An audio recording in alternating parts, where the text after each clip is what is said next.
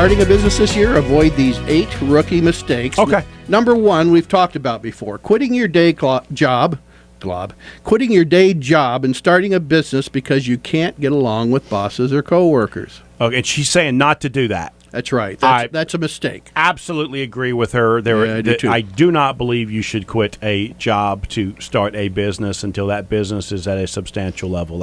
It scares me to death when people do that. Well, remember, this is also saying why you're leaving. Just because you're upset with the people you work with and your boss. I mean, think how difficult starting a business is to begin with. You want to and then you leave daily. Then you leave a salaried job just because you don't like the people. You better have more substance than that. Yeah. Well, and you're going to find out that the frustration of personnel is harder than dealing with just one boss.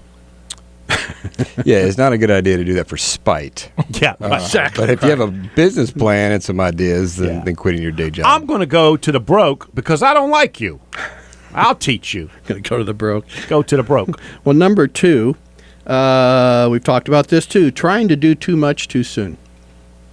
Yeah, we see that often where what they want to do is they want to jumpstart their revenue and their cash flow, and if you do that, unfortunately, you're gonna skip some key points that you really have to make sure those steps are made. It takes a little bit of time. You just can't jump to it. And as Callan says, have a plan and stick to it because one of the biggest causes of failure is running out of cash, and you go down the wrong path and you're maybe in trouble. Now, number 3. You're not going to ask Bill. And Bill has been very quiet so far this morning. I'm ready I can't to jump believe in how here. quiet he's been.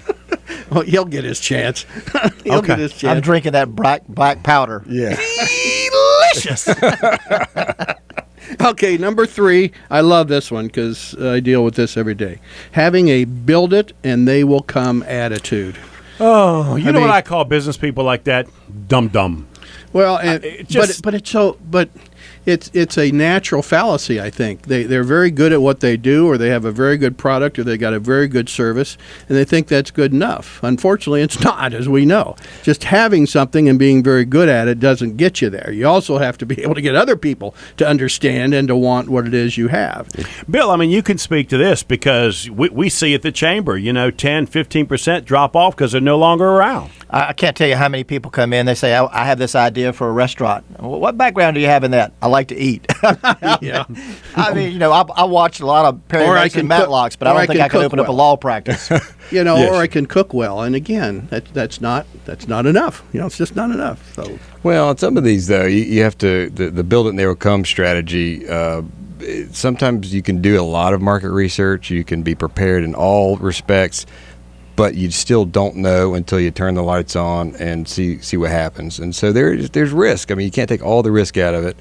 Sounds like y'all are agreeing with Nellie a little bit on some of these points. Am. So far, we are. I am. I am. It pains Joe, but we are it does so far. bother me that this little writer's got me, but so far she's got me. Well, at a glance, I thought she did pretty well. Number 4, we've talked about this too, not preparing your family and friends for the lifestyle changes that come with owning a small business. Okay, Oh, here's the truth.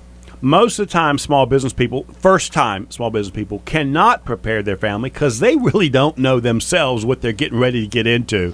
It really does consume your entire life and every aspect of your life, and you don't realize that that's the case until you're well into it. And if you're good at it, you're spending probably 80% of your thought on your business. Would you agree with that? Absolutely. Yeah. Absolutely. Absolutely. And time is just gone. I remember our first law practice, we didn't take a vacation for 7 years. Mm-hmm. But my wife and I were working together, so that was okay, and we didn't have kids. Once the kids come, other variables, that changes. And you have to understand that is what you do, and it takes up so much time. And if people around you need to understand that. The truth is, I'm going to correct her just a little bit here, okay? Because here's the reality of it. You need to make sure they've got buy-in, not really prep them for what's coming, because you really don't know what's coming. You need to make sure that your spouse is totally on board with this and they're committed to doing this. I've heard spouses in a room look at their husband and said, well, that's fine, but I'm still going to take my vacation and we're still getting that pool next summer. And I'm thinking, oh boy, this is a problem, because they really don't understand really what they're getting ready to jump into. You know what I don't like about this article is you said 2 things that I really think are cool, Joe. And I'm sorry to admit it. Exactly. 2 points you made on this one. One is they don't prepare them because they don't understand it themselves, which I think is super. And What you meant to say was genius. I'm not. Bill, I'm not. Bill thought I'm that not was going. funny. I'm not going that far. I just said it was a good point. Now you got me so intrigued. Now I forget what the second point was.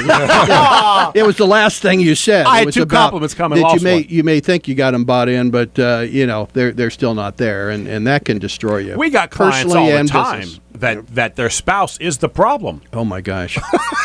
I can tell you some real stories. Wayne, Bill, I'll tell you the story. Wayne had this great client, paying him well. Things are doing well. One day he picks up the phone and he calls me and says, I got a client, need you to sell their business. I said, I thought they were doing great. He said, they are, but I'll tell you something, they just can't. They either got to keep their business or keep their marriage. They can't have both. Oh my gosh, I've seen that over and over and over again.